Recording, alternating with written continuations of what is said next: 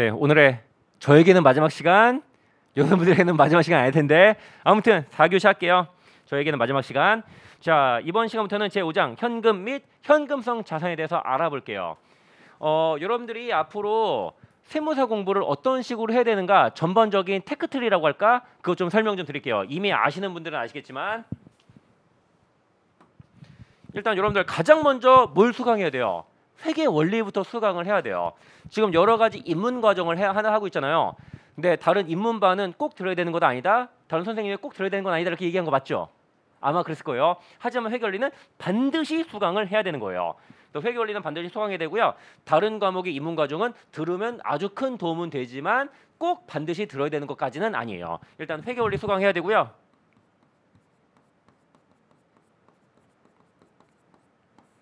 근데 회계 원리가 시험에 직접 나오는 건 아니에요. 우리는 중급 회계, 고급 회계 이런 걸 배워야 되고 그걸 합쳐서 재무회계라고 하거든요. 그게 시험에 나와요. 근데 재무회계를 공부하기 위해서 회계 원리에서 기본적인 내용을 배우는 거다 이렇게 보시면 돼요. 그래서 그 다음에 중급 회계 공부해야 되고요. 네, 가급적이면은 요 중급 회계를 가장 먼저 공부하는 게 좋아요. 그래서 초반에는 저랑 주구장창 보셔야 된다 이거예요. 그리고 나중에는 저랑 좀 덜 보게 될 텐데 2차 가면은 2차 때 저도 하긴 하지만 제가 많이 그리워지게 될 거예요. 그 다음에 고급 회계.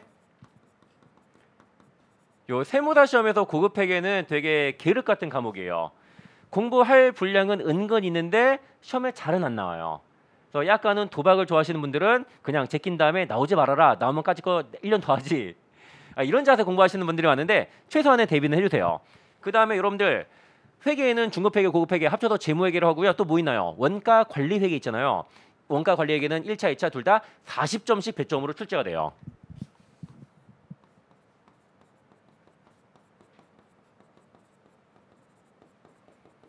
또 중급 회계랑 고급 회계 합해서 재무회계, 그 다음에 원가 관리 회계까지 다 합치면은 회계학이 1차 100점, 2차 100점 이렇게 배점이 돼요. 그리고 저는 마치 세무사 반에서 선발 투수 같은 역할을 해요. 가장 먼저 얼굴을 들이밀잖아요. 근데 세무사 과정에서 4번 타자는 누가 할까? 세법이 4번 타자 역할을 한다 보시면 돼요. 가장 중요해요. 어찌 보면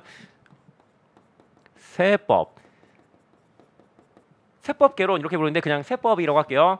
요 세법에 여러분들 시간을 미친 듯이 갈아 넣어야 될 거예요. 세법은 되게 정직한 과목이에요. 공부머리가 있든 없든 시간을 많이 갈아 넣은 사람이 잘하게 되더라고요. 아무리 똑똑해도 시간을 갈아 넣지 않으면은 세법 정복이 안 될 거고요. 좀 공부머리가 없는 사람도 시간을 갈아 넣다 보면은 언젠가는 정복이 되는 게 바로 세법이에요. 그 다음에 세법은요 1차 100점, 2차 100점 이렇게 출제가 돼요. 그 다음에 우리 2차 때 200점으로 뭐가 나오나?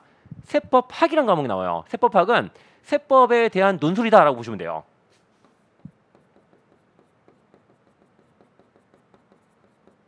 자, 세법과 세법학의 차이를 말씀드리자면은 세법은요 세금 계산하는 거예요. 이 회사가 돈을 얼마 벌었으면은 법인세를 얼마 내야 되는 것인가, 어떤 개인이 올해 돈을 얼마 벌었으면은 얼마 내야 되는가, 부가세는 얼마인가 이런 거예요.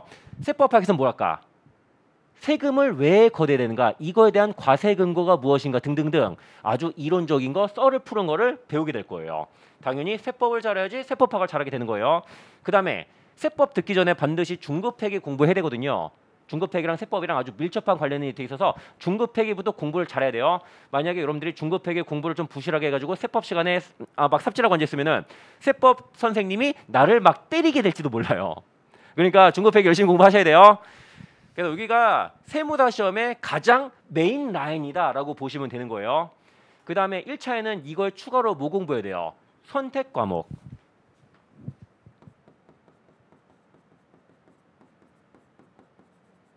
선택 과목 3개죠. 상법, 행정소송법, 행소법, 그 다음에 민법 이렇게 3가지요. 그리고 저한테 선생님 선택 과목 어느 거 해야 되냐 이렇게 많이들 물어보시거든요. 이거는 제가 답변 드리기 곤란해요. 왜냐? 만약에 내가 상법 하세요 라고 말했는데 그거를 행소법 선생님한테 걸리면은 맞을지도 몰라요. 행소법 하세요 그랬는데 그거를 상법 선생님한테 걸리면은 상법 선생님 나 때릴지도 모르거든요.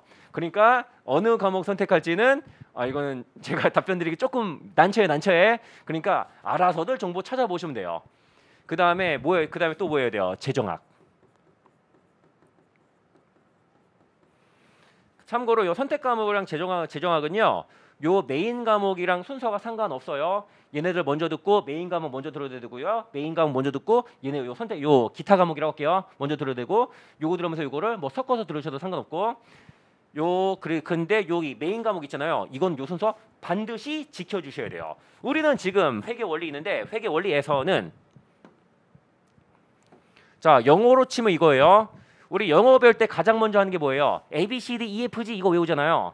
알파벳 외우고 그 다음에 뭐예요? 가장 쉬운 동화책 정도 읽어보잖아요. 막 피노키오, 백설공주 이런 거. 그런 과정이 회계 원리다라고 보시면 돼요. 그 다음에 중급 회계는요. 회계 원리에서 배웠던 내용이 또 나와요. 근데 좀 더 어렵게. 회계 원리는 중급 회계 원리에서 동화책을 읽어보는 거라면은 중급 회계는요. 소설을 읽어보는 단계다. 이 정도로 생각하시면 되는 거예요. 그래서 1장부터 4장까지는 요거였어요. ABC. 회계에 대한 가장 기본적인 개념들. 발생주의가 뭐고 현금주의가 뭐고 차변이 뭐고 대변이 뭐고 화폐 시가가치가 뭐고 현재 가치가 뭐고 미래 가치가 뭐고 이런 거 설명드렸잖아요. 그걸 모른다면 그 다음 과정 절대로 이해 못하는 거고. 그래서 5장부터는요. 요거 할 거예요. 쉬운 동화책을 읽어보는 과정. 요거 한번 해볼 거예요. 그래서 뭐 할 거냐면은 우리는 재무상태표와 손익계산서에 들어가는 여러 가지 숫자들 구하는 걸 할 거거든요. 첫 번째로 뭐 할 거냐면은 5장이구나. 5장에서는 현금 및 현금성 자산이 얼마인가 일단은 요거부터 알아보게 될 거예요. 그래서 4장부터 끝에 장까지는요. 자산들 어떻게 구하고 부채들 어떻게 구하고 자본은 어떻게 구하고 그리고 수익과 비용 어떻게 구하고 요거를 하나하나 알아보게 될 거예요. 그럼 일단은 그 중에서도 현금을 먼저 볼게요. 현금. 여러분들이 제일 좋아하는 자산 뭐예요? 현금. 나도 현금 제일 좋아해요. 현금. 또 제가 제일 좋아하는 날 현금 들어오는 날. 지금 며칠이지? 30일인가?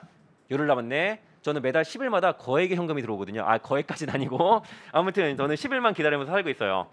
밑줄 칠게요. 여기 84쪽에 맨 위에 두 줄. 현금이란 교환의 매개물로서 재화를 구입하거나 단기 채무 결제에 즉시 사용될 수 있는 경제적 자원을 의미한다. 근데 일상생활에서 말하는 현금이랑 회계에서 말하는 현금은 개념이 조금 달라요. 여러분들 지갑에 돈이 한 푼도 없고요.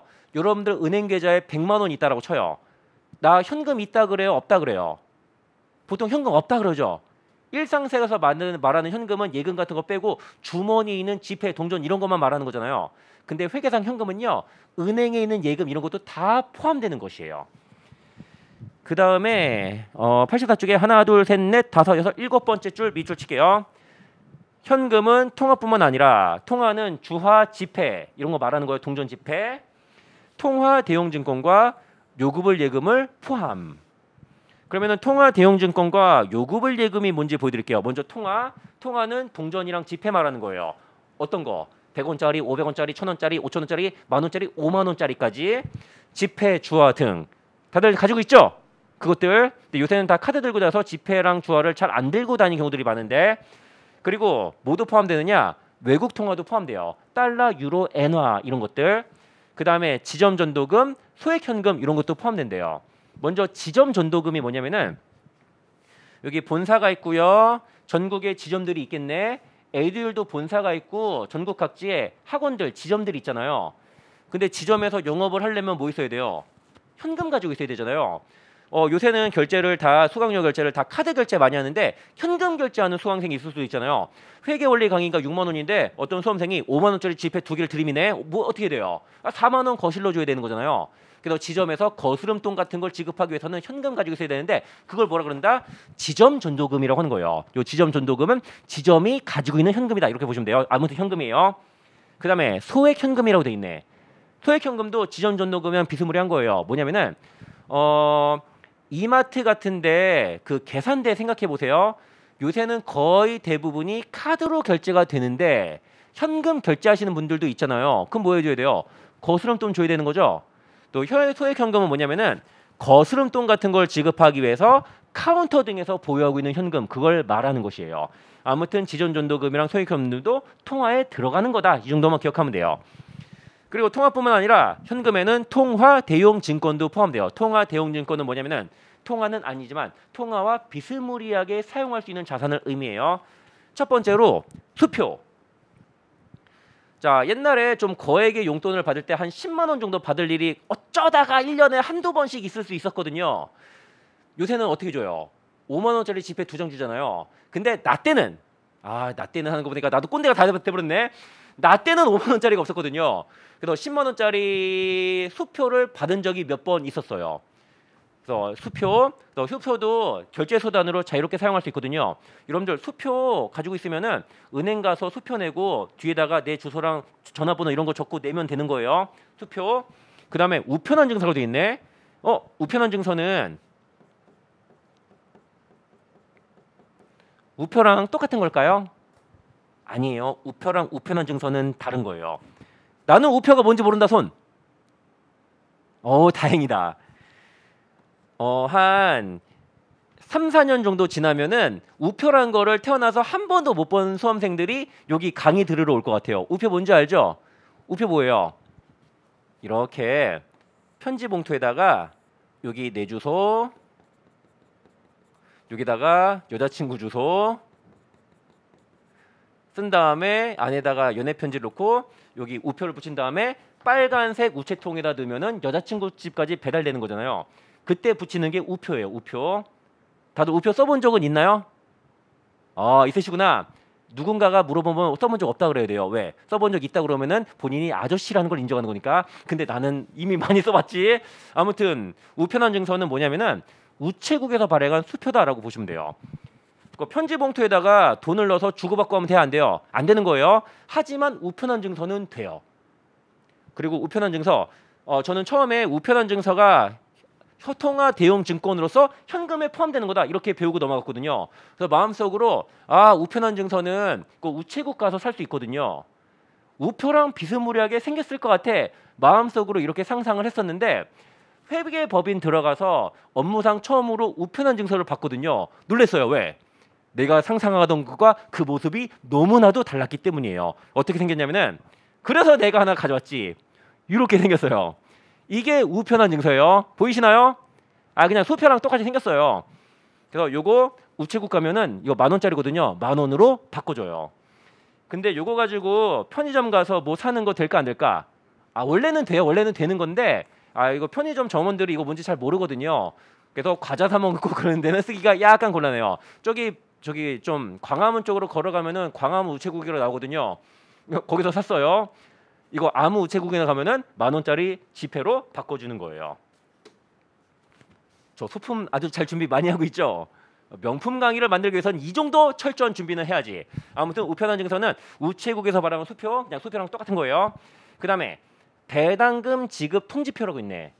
여러분들 회계 공부할 때는 지금이 2020년대다라고 생각하지 마시고 1980년대다라고 생각하면서 해야 돼요. 지금은 없어진 개념이지만 아직도 시험에 나오는 것들이 있거든요. 그중 하나가 배당금 지급 통지표예요.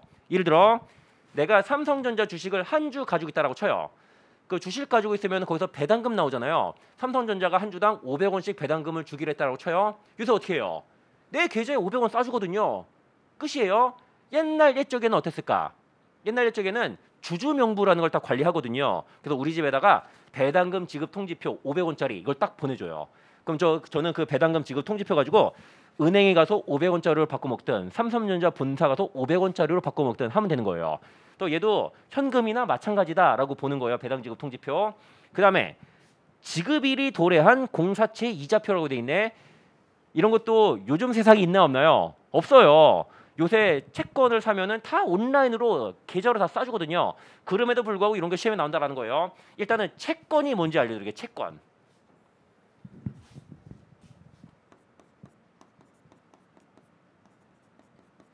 이런 거예요. 자, 나라에서 돈이 필요하면은 여러 가지 방법으로 자금을 조달하는데 그중 하나가 채권을 발행하는 거예요. 그리고 기업들도 채권이란 걸 발행할 수도 있고 채권 이런 문서예요. 지금 엑셀년 초라고 치고요. 요 채권을 가진 사람에게 X 3년 말에 10,000원을 주겠다. 그리고 중간중간에 너희들 돈이 굽을 테니까 이자 명목으로 X 2년 말, X 1년 말, X 2년 말, X 3년 말에 액면 이자, 액면 금액의 5%, 500원씩 이자를 줄게. 자, 이런 문서가 채권이라고 하는 거예요. 그래서 나라에서는 이 채권을 팔아요. 돈 받죠. 그 다음에 500원, 500원, 500원, 만원 이렇게 갚으면 되는 거예요. 당연한 얘기 하나 해볼게요. 여러분들이 이 채권을 산다고 쳐요. 채권을 꼭 만원에 사야 될까요? 아니겠죠. 얼마 주고 사야 되는가 물어본다면 뭐라고 답해야 돼요? 미래 현금 흐름의 현재 가치만큼 돈을 주고 사게 될 거예요. 우리 화폐 시간 같이 배웠잖아요. 요거 사면은 여러분들은 돈을 이렇게 받아요.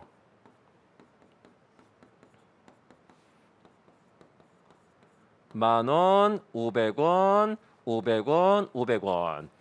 그래서 요 사는 금액이 만원이 넘어갈 수도 있고요. 딱 만원이 될 수도 있고 막 9천 얼마, 8천 얼마 이럴 수도 있는 거예요. 자, 여러분들 대한민국 정부가 이런 채권을 발행해서 여러분들에게 팔았으면은 대충 얼마 정도 할 것 같아요? 한 9천 얼마, 만 얼마 할 거잖아요.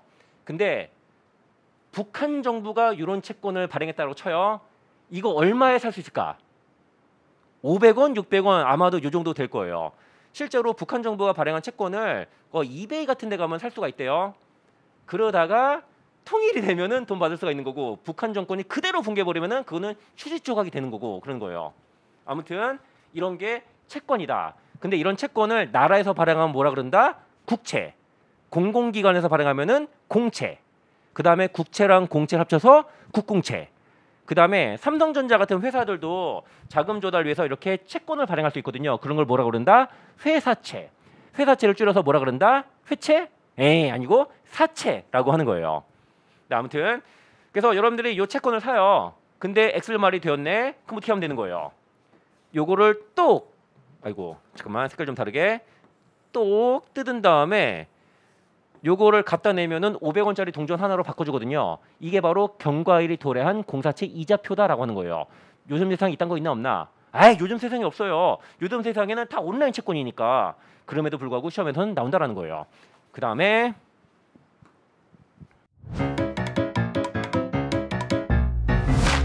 에듀윌 유료 회원만의 특별한 서비스.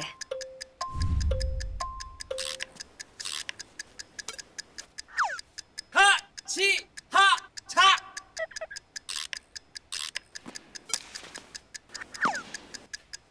하치하차 정답! 같이 하자 친구야. 에듀윌 유료 회원.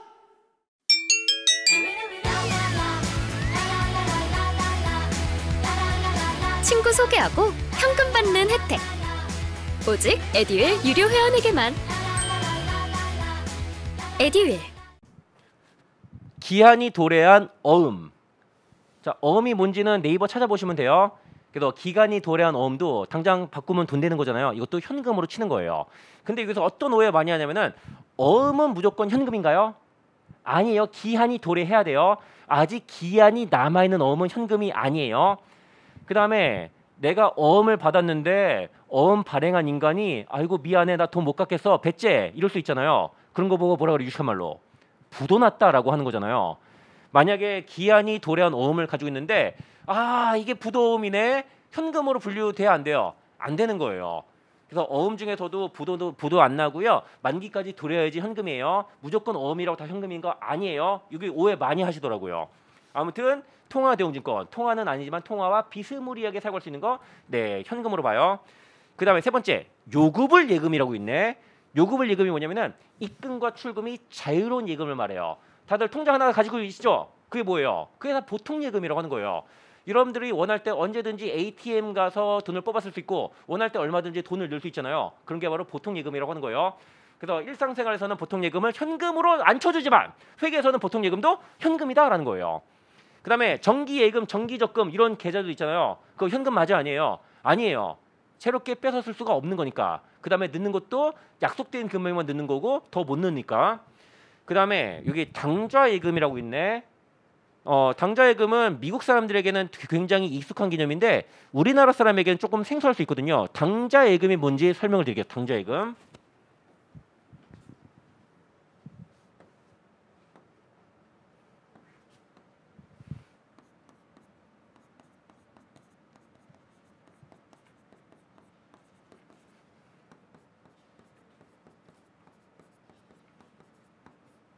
자, 이게 확률화 제 기준으로 얘기를 해볼게요. 그 다음에 여기는 국민은행, 저의 주거래은행. 지금 거의 20년 동안 제 주거래은행이에요. 의도한 건 아니고 제가 군대 갔을 때 처음으로 월급 통장을 철원 국민은행 철원 동성지점에서 만들었거든요. 아직도 그거 쓰고 있어요. 귀찮아서 안 바꾸고 있는데, 네, 아무튼 제가 국민은행에 지금 보통 예금만 가지고 있는데 여기다가 제가 당좌 예금을 뚫어요. 당좌 예금, 당좌 계좌. 그러면서 당좌 계좌에다가 10만 원을 입금했다라고 칠게요. 그럼 제 당좌 계좌에는 10만 원이 있네. 그 다음에 당좌 계좌, 당좌 예금에 10만 원이 있는 거 이렇게 쓰는 거예요. 누구로 할까?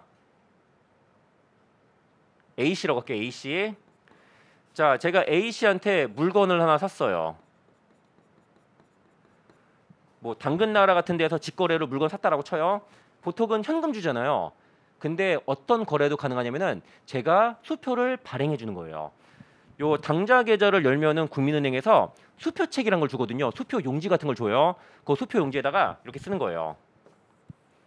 발행자 황윤아, 발행일 2022년 7월 1일, 금액 2만 원, 받는 사람 A씨, 이런 식으로 써서 주는 거예요. 수표를 발행해 줘요. 자, 요 수표를 뭐라 그래요? 당좌 수표라고 하는 거예요. 그래서 A씨 입장에서는 당좌 수표 2만 원을 가지게 되었잖아요. 그 2만 원은 A씨의 뭐다? 현금이다. 통화 대형 증권으로서 현금이다. 그 다음에 A씨는 요 수표 가지고 뭐 하냐면은 국민은행에 지급 제시를 해요. 지급 제시. 이거 황윤아가 발행한 수표니까 황윤아 당좌예금 계좌에서 2만 원 까서 나에게 줘 하는 거예요. 그러면은 2만 원 지급하면 되는 거예요.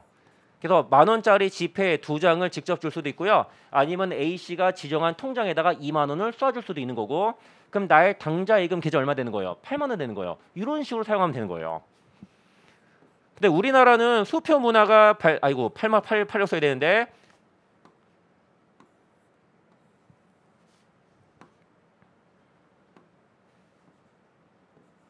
(8만 원) 이렇게 되었네. 근데 우리나라는 요 수표 문화가 발달이 돼 있나요? 전혀 발달이 되어 있지 않아요. 우리나라 다 뭐예요? 다 계좌로 싸주면 되는 거잖아요. 근데 미국 같은 경우는 수표 문화가 굉장히 발달이 많이 돼 있대요. 아마도 여러분 영화에서 수표 발행하는 장면을 본 적이 있을 거예요. 제가 기억나는 게 뭐가 있냐면은 여러분들 스파이더맨 직업이 뭐예요? 지금 스파이더맨 말고 옛날 스파이더맨 토비 맥과이어. 누군지 모르나? 알 거예요. 그 기자잖아요. 기자 뭐 하는 거냐면은 사진을 찍은 다음에 그거를 그 신문사 같은데 팔아먹는 일을 직업으로 했었잖아요.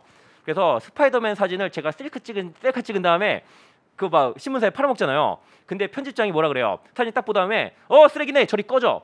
이 사진은 쓸만하네. 그러면 50달러. 그러면은 50달러 주는 것이 아니라 그 담당자에게 50달러짜리 당좌 수표를 찍어주라 이러잖아요. 네, 그런 식으로 거래를 많이 해요. 우리나라 같은 경우는 당연히 온라인으로 싸주겠지만, 자, 이런 거예요. 심지어는 미국에서는 아들한테 용돈 줄 때도 수표로 주는 경우들도 되게 많대요.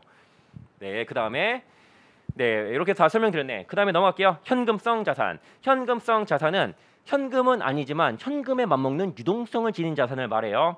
여러분들 유동성이란 말 들어봤죠? 네, 여러 가지 의미가 있는데 회계에서 말하는 유동성이 뭐냐면은 현금화할 수 있는 속성을 말하는 것이에요. 예를 들어 또 한번 이걸 써야겠네. 요 스레바는요. 이거 현금화하기 좋아요, 안 좋아요? 안 좋죠. 이런 건 팔기 힘들거든요. 유동성이 굉장히 낮아요. 이건 어때요? 팔기 조금 힘들지만 스레바보다는 팔기 쉽잖아요. 얘는 그나마 유동성이 높아요. 그 다음에 이거 어때요? 유동성이 매우 매우 높아요. 유동성 그 자체거든요. 그래서 현금성 자산은요, 현금 다음으로 유동성이 큰 자산들을 말하는 거예요. 현금은 아니지만 현금에 맞먹는 유동성을 지닌 자산 말하는 거예요. 그래서 현금성 자산이 되기 위해서는 첫째, 요 요건을 외워야 돼요. 큰 거래 비용 없이 현금으로 전하는 것이 용이해야 돼요. 현금화할 때 큰 거래 비용이 발생하는 사례들 있죠. 예를 들어 어떤 물건들이 큰 거래 비용이 발생할까? 작물 같은 경우. 여러분들 도둑들이란 영화 봤나요? 그거 되게 재밌는데 그 도둑들에서 어떤 게 나오냐면은 그 여러 명 도둑들 팀이 뭐 전지현도 팀에 있고 이정재도 팀에 있고 김윤석도 팀에 있고 완전 드림팀이에요.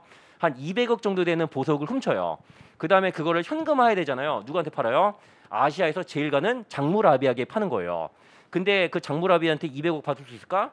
아니라 거래 수수료가 어마어마하거든요. 거의 한 바값밖에 못 받아요. 그런 걸 보고 큰 거래 비용이 발생한다라고 하는 것이에요. 그래서 현금성 자산을 보기 위해서는 큰 거래 비용이 발생하면 안 돼요. 조금은 발생해도 괜찮은 거고. 그다음 가격 변동이 심하지 않아야 해요. 그래서 만약에 가치 변동이 크면은 그거는 현금성 자산으로 볼 수가 없는 거예요. 그다음에 세 번째 이게 제일 중요하네. 취득 당시 만기가 3개월 이내에 도래를 해야 돼요. 또 시험에서는 1번과 2번 가지고 따지는 건 잘 안 나오거든요. 3번 가지고 따지는 게 압도적으로 많이 나와요. 그래서 어떤 경우에 현금성 자산이 되는 것인가? 뭐 양도성 예금 증서, 초단기 금융상품, 환매채 등등등 나오는데 이런 명칭은 중요한 게 아니에요. 중요한 건 뭐예요? 큰 거래 비용 없이 현금으로 전환할 수 있어야 되고요. 가격 변동이 심하지 않아야 되고 제일 중요한 거 취득 당시 만기가 3개월 이내여야 해요. 자, 3개월 이내 이렇게 돼 있잖아요. 어떤 금융상품이든지 요 요건을 만족한다면은 현금성 자산으로 보는 거예요. 그 다음에 취득 당시로만 따지는 거고 기말 현재로 따지는 거 아니에요.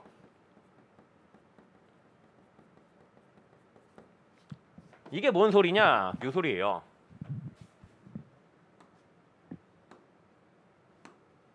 아, 왜 이딴 것만 나오지? 우리 음악 공부 좀 해볼까요? 여기다가? 아니에요. 농담이었고 요거예요. 잠깐만, 나 뭐다 말았지? 나 이게 깜빡깜빡하네. 취득 당시 이런 거예요. 여기가 X1년, 여기가 X2년. 요때 처음 2월 1일 날 금융상품을 취득해요. 근데 취득 당시 만기가 1년이에요. X2년 1월 31일 만기네. 취득 시점에 만기가 1년 남았으니까 그 금융자산은 현금성 자산 맞아 아니에요? 아니에요. 그러다가 시간이 흐르고 흘러 이때가 되었네. 기말 현재 만기가 1개월 남았어요. 그럼 얘 현금성 자산 되는 거야, 안 되는 거예요? 안 되는 거다라는 거예요. 그래서 현금성 자산의 여부는 취득 당시로만 따지는 거예요. 취득 당시에 현금성 자산이면 끝까지 현금성 자산인 거고요. 취득 당시 현금성 자산이 아니라면 끝까지 현금성 자산이 아닌 거예요. 또 기말 현재 한 달 남았다 이런 자료도 나오거든요. 다 뭐예요? 이런 것도 뭐고 다 페이크다라고 하는 거예요. 그래서 이렇게 정리해 주시면 돼요. 그리고 여기서 어떤 질문들 많이 하시느냐? 여러분들 비트코인, 각종 가상화폐 요거 현금 및 현금성 자산이 되나요? 2019년부터 그런 질문 많이 받았거든요. 될까 안 될까요? 안 돼요. 왜? 자유롭게 결제 수단으로 못 쓰잖아요. 선생님, 제가 비트코인으로 피자 사 먹었다는 기사를 본 적이 있는데요. 만약에 내가 현찰로 피자 사 먹었다고 쳐요.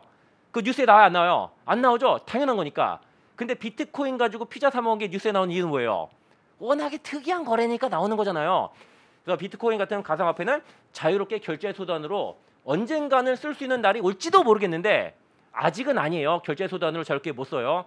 그리고 얘네들 현금성 자산으로 보기 위해서 뭐가 문제인가? 가격 변동이 심하지 않아야 돼요. 하지만 비트코인 가격 변동 어때요? 어마어마하죠. 지금 고점 대비 한 80% 정도 빠졌거든요. 심한 애들은 99.9999999% 이런 애들도 있죠. 뭐 루나코인. 와, 그 루나코인 발행한 인간들 벌써 짠 것 같은데 나는 다행히 그딴 거 안 사요. 네, 여러분들 나중에 세무다 시험 붙으면은 마이너스 통장 뚫리거든요. 그걸로 뭐 해야 돼요? 일단 무조건 차를 사세요. 차를 사야 돼요. 그러면 여자친구라도 생기는 거니까. 근데 마이너스 통장 있으면은 악마가 날 유혹하거든요. 이걸로 코인을 사. 그러면 돈이 2배, 3배가 될 거야. 그러다가 결국에는 빠지고 끝나거든요. 그러니까 여러분들 차부터 사세요. 아무튼 비트코인은 아니에요. 그 다음 얘기도 할게요. 그럼 비트코인 그러면은 금융자산으로는 인정이 될까요? 그것도 인정이 안 돼요. 그러면은 자산이기는 자산일까요? 네, 자산이기는 자산으로 인정을 해요. 그래서 국제회계기준위원회가 그 가상화폐에 대한 기준서는 안 만들었는데 그 공식적인 회계 처리 기준은 안 만들었는데 어떻게 회계 처리하는 것이 타당하다 기본적인 의견은 나왔거든요. 요거 무형자산으로 보래요. 일반적인 투자자 입장에서는 무형자산으로 보는 거예요. 뭐 시험에 나오는 건 아닌데 하도 궁금해하니까 제가 말씀드리는 거예요. 그다음 넘어가요. 아무튼 비트코인은 현금 아니다. 그다음에 85쪽 현금성 자산에 포함되지 않는 거 볼게요. 뭐 달달달달 외우거나 그럴 필요 없고요. 읽어보고서 아 맞다 아니다 요거만 따져주시면 돼요. 첫째 우표와 수입인지. 우표 뭐예요? 이거 우표란 증서랑 헷갈려서 잘 나거든요. 우표는 선급 비용 정도로 하면 되는 거죠. 우편 요금 미리 낸 거잖아요. 우편 증서는 이거 잊어버리면 안 되는데 옛날에 5만 원짜리 잊어버렸거든요. 아 아깝다. 그래서 또 잊어버릴 걸 대비해서 만 원짜리 싼 거 산 거예요.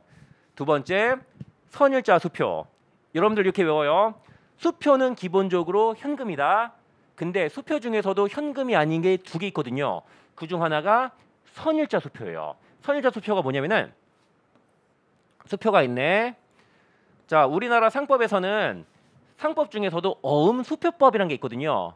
회계다 시험에서는 그게 나오는데 세무다 시험에는 안 나오는 거예요. 그래서 요 수표를 발행한 경우 여기 어떤 거를 반드시 써야 되는가 이런 것들이 나오거든요. 그중 하나가 뭐다? 날짜, 발행일. 근데 발행일이 2025년 1월 1일이에요. 이거 말 돼야 안 돼요? 말 안 되는 거죠? 미래 날짜가 발행일로 돼 있잖아요. 이런 걸 보고 선일자 수표라고 하는 거예요. 그러니까 이러한 선일자 수표는요. 발행자와 받는 사람이 약속을 하나 한 거거든요. 그 약속이 뭐예요? 2025년 1월 1일까지는 지급 제시를 하지 아니하겠다라고 약속을 한 거거든요. 이러한 선일자 수표는 요 미래 날짜가 될 때까지 현금이 아니에요. 2025년 1월 1일 되면 그게 현금이 되는 거고. 여러분들 그리고 백지수표란 말 들어봤나요? 뭘까? 금액을 안 적은 것을 백지수표라고 하는 것이에요. 아 받아왔으면 좋겠다. 아무튼 등등등 이런 게 있어요. 그래서 선일자 수표는 현금 아니에요. 그다음 차용증서. 차용증서는 뭐예요? 돈을 빌려주고 그 증서로 받은 문서잖아요. 그걸로 물건 사고 할 때 쓸 수 있나요? 못 쓰는 거죠. 네, 차용증도 현금으로 분류할 수가 없고요. 그 다음에 부도수표라고 돼 있네. 일단은 외워요. 수표는 기본적으로 현금이다. 근데 수표 중에서도 현금으로 분류할 수 없는 게 두 개 있거든요. 첫째가 방금 배웠던 선일자 수표, 두 번째가 부도수표예요. 자, 부도수표가 뭔지 보여드릴게요. 이런 거예요. 자, 현재 제 당좌 예금 계좌에는 여차저차해서 8만 원 있는 상태가 되었어요. 이 상태에서 제가 A씨로부터 물건을 또 사네. 이번에는 12만 원짜리 물건이요. 12만 원. 자, A씨한테 수표 12만 원짜리를 줘요. 근데 A씨는 12만 원짜리 수표를 요 국민은행에 지급 지시를 하네. 근데 지급이 돼요? 지급 거절이 돼요? 지급 거절이 돼요. 왜? 통장 잔액이 부족하니까. 그래서 A씨가 가진 수표를 뭐라 그런다? 부도수표라고 하는 거예요. 그래서 이 부도수표는 현금이 아닌 게 되는 거예요. 그 다음에 나는 뭐가 되는 거다? 부도를 낸 막장회사가 되는 거다. 이렇게 되는 거예요. 그래서 부도수표는 현금으로 분류할 수가 없어요. 그 다음에 5번 사용제한 요구불예금. 자, 당좌 예금과 보통 예금은 요구불 예금이죠. 요구불 예금은 입금과 출금이 자유롭기 때문이거든요. 근데 만약에 담보 같은 걸로 제공돼서 입금과 출금에 제한이 생기면은 그러면은 현금으로 분류할 수가 없다 이거예요. 그래서 달달달달 외우거나 그럴 필요 없고요. 그냥 보시고 맞다 아니다 요 정도만 따지면 돼요. 그 다음에 6번에 당좌 차월이라고 있네. 당좌 차월이 뭐냐면은 당좌 예금의 마이너스 잔액을 말해요. 어떤 경우 당좌 차월이라는 게 생기는지 보여드릴게요. 이런 거예요. 여러분들 수표 부도 내면은 바로 끝장나는 거예요. 어음을 부도 내면은 다시 막을 기회를 주는데 수표는 바로 끝이거든요. 그래서 회사가 자금난이 있는 경우 어음이랑 수표 누구 먼저 막아야 돼요? 무조건 수표 먼저 막아야 되는 거예요. 그리고 제가 만약에 돈이 넉넉하게 있었는데 깜빡하고 당좌 예금에 충전을 안 해서 부도 막아버리면 어때요? 너무 억울하잖아요. 그래서 은행과 당좌 차월 계약을 맺을 수가 있는 거예요. 뭐냐면은 일정 금액까지는 은행에서 마이너스 금액을 띄우면서 요거 결제를 해주는 거예요. 자, 만약에 제가 예를 들어서 한 20만 원 정도 당좌 차월 계약을 국민은행과 맺고 있다라고 쳐요. 요거 지급이 돼야 안 돼요. 그땐 지급이 되는 거예요. 12만 원 지급이 되고요. 그럼 내 당좌 예금 잔액은 얼마 되는 거예요? 마이너스 4만 원이 되는 거예요. 또 당좌 차월 4만 원이다라고 하는 거예요. 그러면은 요 당좌 차월은 당좌 예금은 현금이니까 당좌 차월은요 현금의 마이너스 아니에요. 이거는 별도의 차입금으로 봐요. 요 4만 원만큼 은행이 대신 돈 내준 거잖아요. 4만 원 난 은행에 갚아야 되는 거예요. 그 당좌 차월은 현금에서 까는 것이 아니라 별도의 차입금, 부채로 보는 것이에요. 그 다음에 86쪽 보시면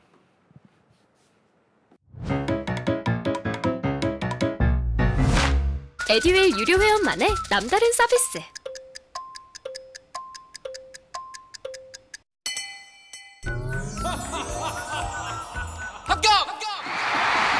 합격하고 돈도 받는 혜택. 오직 에듀윌 유료 회원에게만. 에듀윌. 무료 합격! 참고 자료 해가지고 여러 가지 통화 대용 증권들이 나와 있는데 요거는 그냥 여러분들 상식을 늘리는 차원에서 읽어보시면 돼요. 안 읽어봐도 괜찮고 근데 읽어보시는 게 조금이나마 나을 것 같고 네 읽어봤다라고 치고요. 그 다음에 예제 5-1번 볼게요. 자 현금 및 현금등 자산. 아이고 이거 또 잘렸네. 잠시만요. 죄송해요. $2 마이너스 150, 80, 800 네 45, 120 그 다음에 70 이렇게. 자 유형에서 현금과 현금등 자산은 각각 얼마인가 구해볼게요. 일단은 제가 빨간색으로 현금에다가 동그라미를 칠게요. 보통 예금이랑 당좌 예금이 있네. 현금 맞아요 아니에요? 맞아요. 단 어떤 조건에? 사용 제한이 없다면은 보니까 보통 예금은 담보로 설정되어 사용이 제한되어 있대요. 아 그게 아니라면은 보통 예금 현금일 텐데 사용 제한이 걸린 관계로 현금이 아닌 게 되는 거예요. 근데 당좌 예금은 요금일 예금이고 사용 제한 그딴 거 없으니까 현금 맞네 해주시면 되는 거고. 그 다음에 주화 및 지폐 당연히 현금이지. 그 다음에 소액현금도 현금 맞죠? 소액현금은 뭐예요? 카운터 등에서 거스름 돈을 지급하기 위해 가지고 있는 현금을 말하는 것이고요. 우표는 우편한 증서랑 헷갈리고 잘 나거든요. 현금 아니에요. 그 다음에 우편한 증서는 뭐예요? 우체국에서 발행한 수표예요. 이거 현금 맞고요. 그 다음에 당좌 수표라고 돼 있네. 자 수표는 기본적으로 현금이다 아니다? 현금이다. 근데 수표 중에서도 누구는 빼고 부도 수표랑 선인차 수표는 빼고. 자 수표 1,000원이 있는데 당좌 수표의 권면상 발행일은 X2년 2월 28일이에요. 지금 X년 말인데 뭐예요? 당좌 수표이면서 선일자 수표잖아요. 현금 맞다 아니다? 아니다.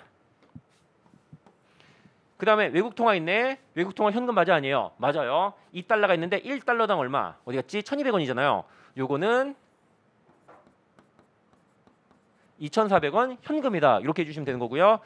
아 당좌 차월 150원 있네. 당좌 예금의 마이너스 잔액이잖아요. 요거는 현금에서 깐다 안 깐다? 안 깐다. 뭐다?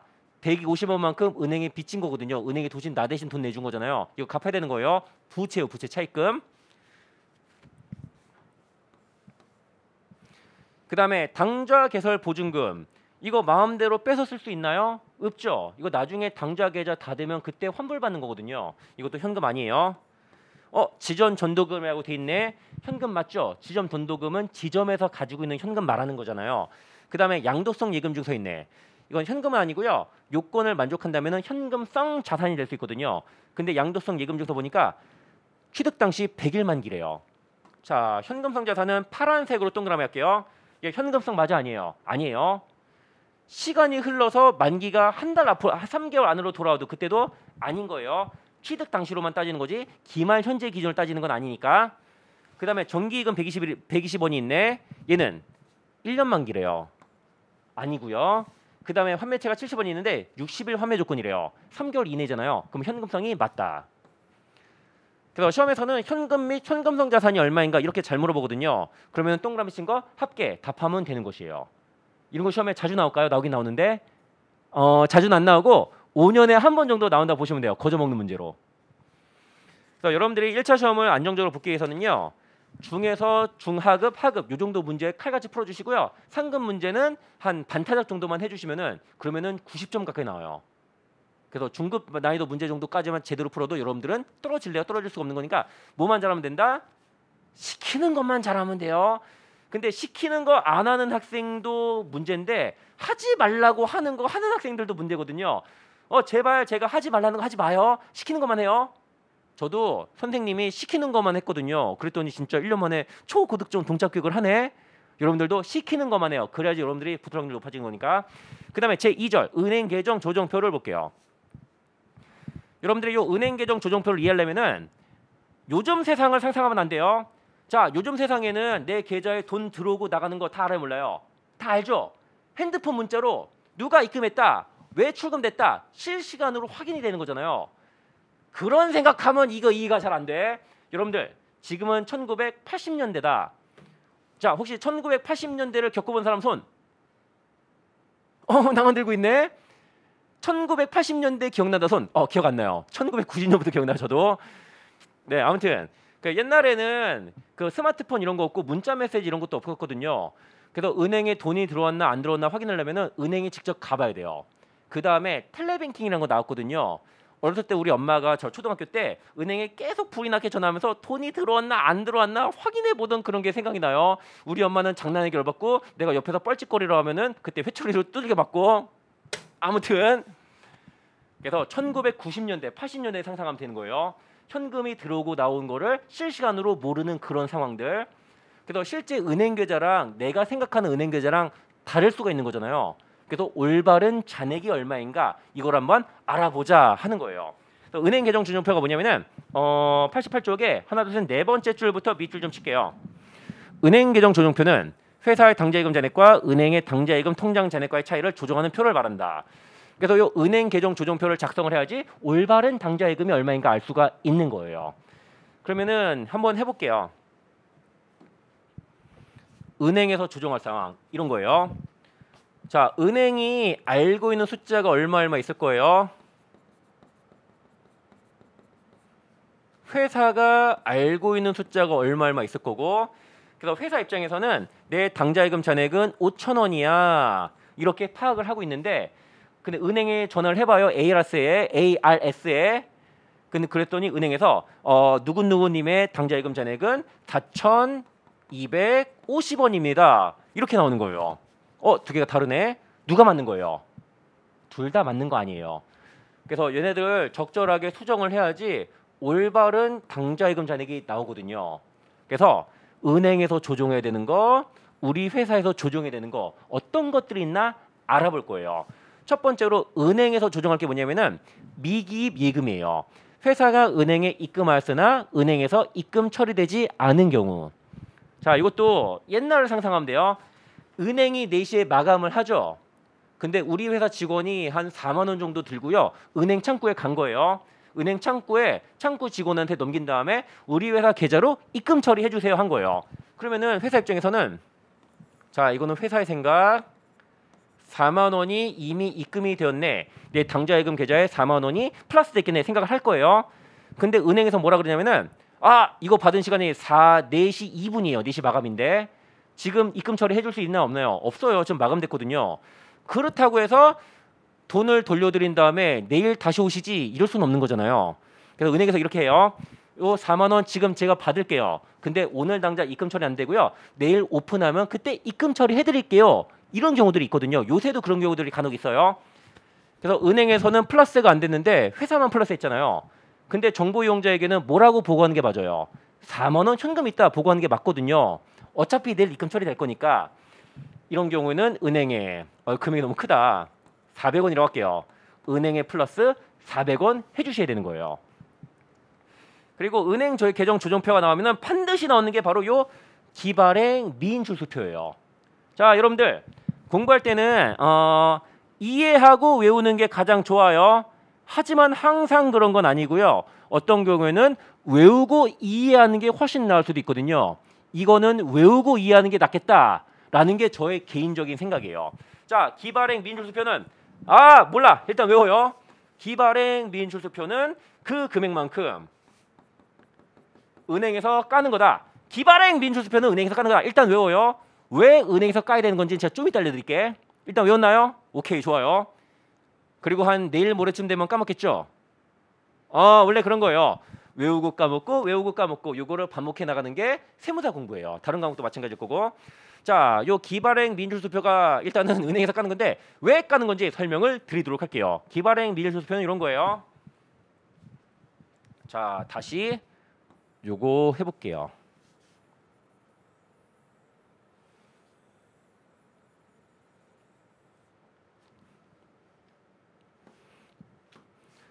자, 제가 국민은행에 당좌 예금을 만들었고요. 10만 원을 충전했어요. 10만 원. 그 다음에 A씨로부터 물건을 하나 사요. 그 다음에 A씨한테 4만 원짜리 수표를 발행해줬다라고 가정할게요.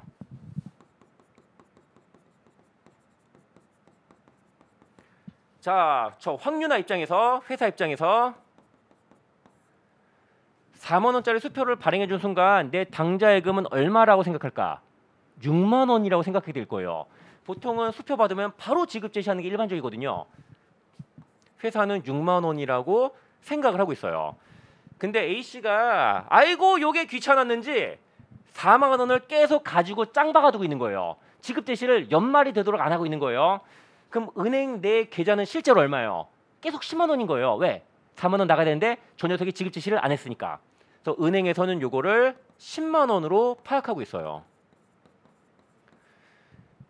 자, 6만 원, 10만 원 누가 올바른 금액일까? 실제로 은행에 10만 원 있으니까 정보 이용자에게 10만 원을 보고해야 될까요?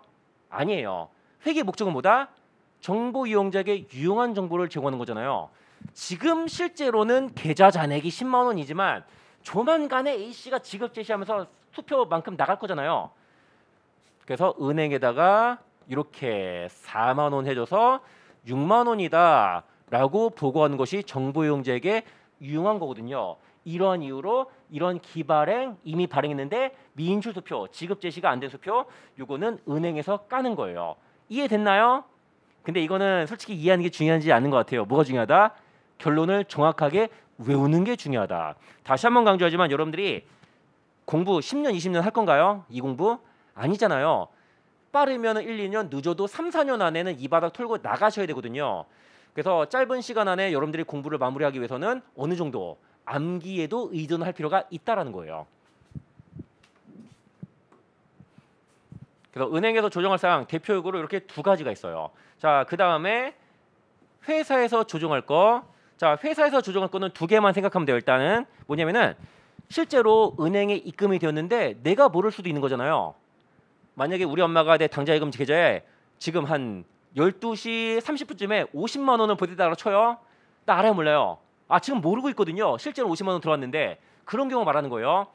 그리고 은행에서 내 당좌예금에서 카드 대금 50만 원이 나갔네. 지금 나 모르고 있네. 실제로 나갔는데 나는 회계 처리 안 하고 있는 거잖아요. 그러면은 회사 측에서 마이너스 해야 되는 거예요. 실제로 입금과 출금이 되었으나 회사가 그거를 파악하지 못하고 있는 경우 그런 것들은 네, 회사에서 플러스 마이너스 조정을 해주시면 되는 거예요. 어렵지 않네. 그 다음에 오류. 오류라는 것은 회사가 낼 수도 있고 은행이 낼 수도 있잖아요.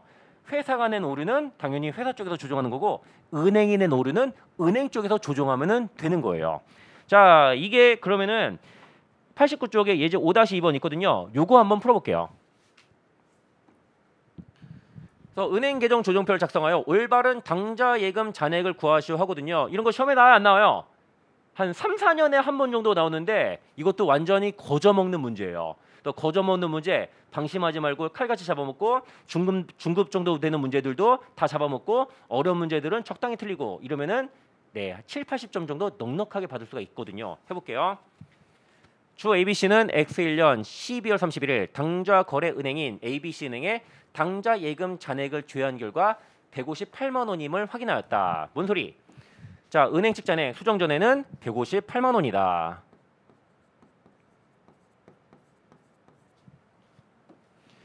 근데 회사가 파악하고 있는 숫자는요. 회사 장부상 당좌예금 잔액 이거는 회사가 파악하고 있는 숫자 161만 9,100원이래요.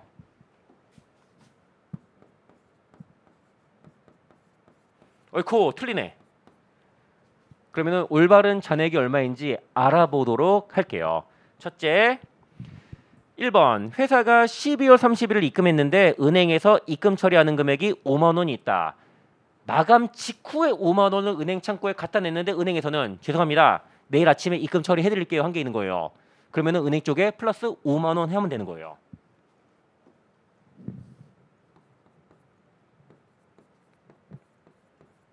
그 다음에 두 번째, 회사가 매입 대금으로 지급한 당좌 수표 15,000원이 아직 지급 개시되지 않았다. 이런 걸 보고 뭐라 그래요? 기발행 미인출 수표라고 해요.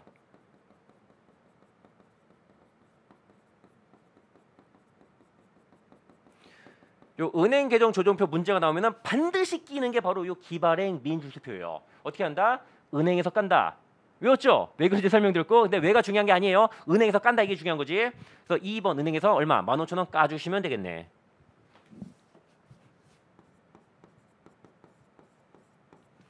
그 다음에 3번 만기가 도래하여 은행에 추심을 위임하여 추심된 어음이 7,000원이 있다.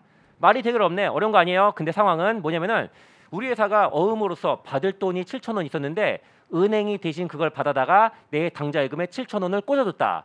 근데 나는 그걸 알고 있다 모르고 있다? 모르고 있었다. 그럼 어떻게 하면 되나? 은행은 플러스 7,000원인데 나는 안 했잖아요. 우리 쪽에서 플러스 7,000 해주시면 되는 거예요.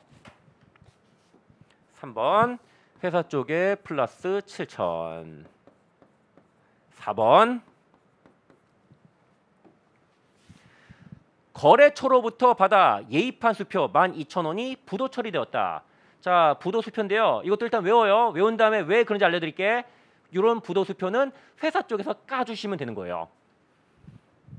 자, 일단 외워요. 왜 그런지 설명드릴게요. 부도 수표는 회사에서 까요. 12,000원을.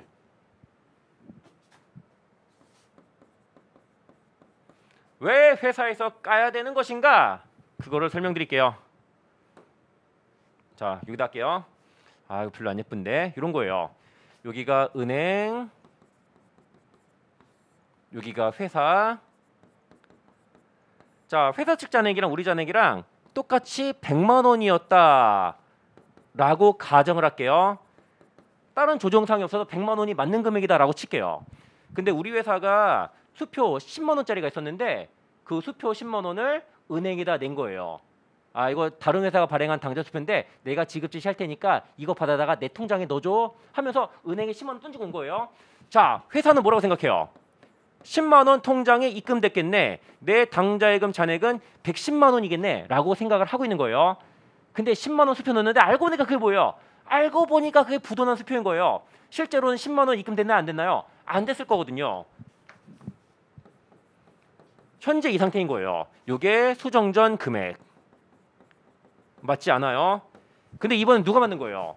은행이 맞는 거잖아요. 실제로는 그 부도 수표인데 실제로 10만 원 들어오지도 않을 돈을 들어왔다라고 회사가 착각하고 있는 거잖아요. 그래서 부도 수표 같은 경우는 어떻게? 회사에서 까야 돼요. 플러스 하면 안 되는 거를 플러스 했으니까. 그래서 100만 원, 100만 원 조정 후 잔액은 이렇게 일치하게 되는 것이에요. 자, 이러한 이유로 부도 수표는 회사에서 까는 거예요. 자, 이것도 이유가 중요한가? 안 중요하죠. 뭐가 중요해요? 결론을 여러분들이 정확하게 알고 있는 게 중요해요. 이유를 설명드린 이유는 결론을 좀 더 잘 기억하고 오랫동안 기억하라라는 차원에서 제가 이제 쇼를 하는 것뿐이에요. 그 다음에 5번, 이게 조금 어려울 거예요. 여기서 살짝 헛갈려 하시는 분들이 많거든요. 잘 봐요. 매입 대금 지급을 위해 수표 8,900원을 발행했대요. 지급 지시까지 됐다고 쳐요. 그럼 8,900원만큼 실제로 우리 회사 통장에서 8,900원이 출금이 되었겠네. 근데 회사가 9,800원으로 기입했대요. 9,800원 출금된 것으로 잘못 알고 있는 거예요. 자, 이렇게 해볼게요. 우리의 목적은 잘못된 숫자를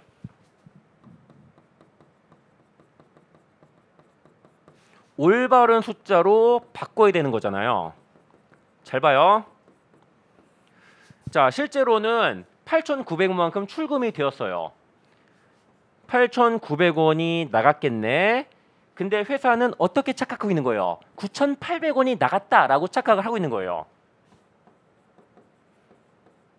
요거 수정을 해볼게요. 수정. 어떻게 해야 돼요? 플러스 900으로 수정을 해주셔야 돼요. 왜?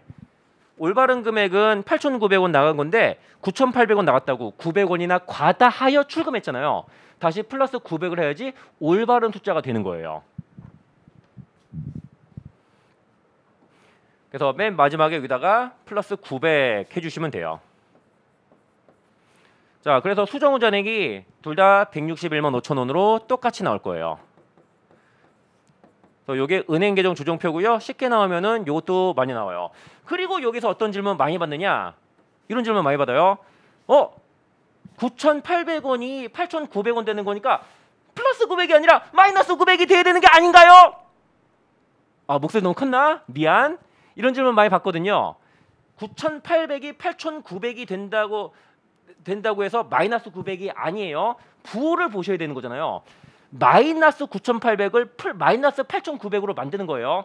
그냥 9,800을 그냥 8,900으로 만드는 거라면 마이너스 900 하는 게 맞거든요. 근데 지금은 9,800원 출금된 거 마이너스 9,800원 8,900원 출금된 거 마이너스 8,900으로 만드는 거예요. 그래서 900원이 과다하여 실제보다 많이 출금됐으니까 900원을 다시 더하는 거다 이렇게 보는 거예요.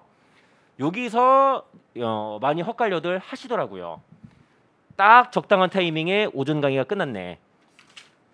그래서 오늘은 여기까지 하도록 하고요. 우리 내일 모레는 제6장 매출 채권과 대손 충당금부터 나갈게요. 수고하셨습니다.